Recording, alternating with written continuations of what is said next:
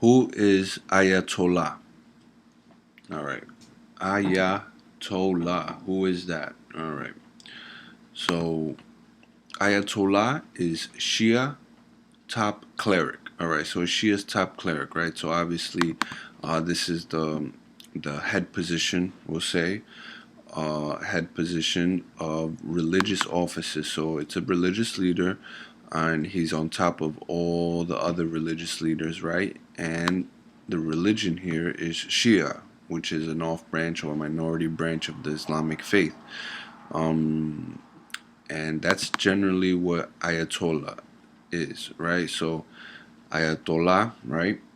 It means sign of God. All right, so that's what Ayatollah means, sign of God. Now here we have Hamaneh, right? He was an Ayatollah. Um, if we stay on topic here with the Iranian history lesson that I'm giving you, of course we're still discussing politics and the formation of governments and the differences, right?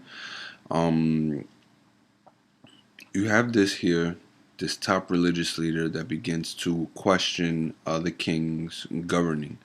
Um, Eventually, right, what happened was the king had Hamaneh, son, murdered, right? Or however, um, however the conspiracy goes there. But eventually, the Ayatollah's son was murdered, right? So now you have the Ayatollah, a top religious leader, right, going against the state's government, right?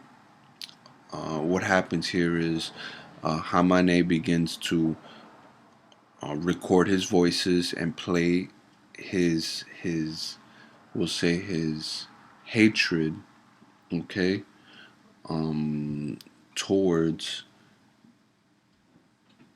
the Shah, the king, right? He begins to stir up or to create anti-Shah movements, all right, and that's basically who Hamaneh was, all right. So Ayatollah is Shia's top cleric. Once again, Ayatollah means sign of God.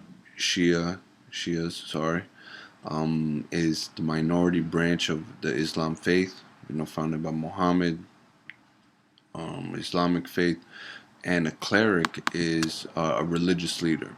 All right, and Alatoya is the top religious leader here, and a very famous Ayatollah was Hamaneh in the 1970s.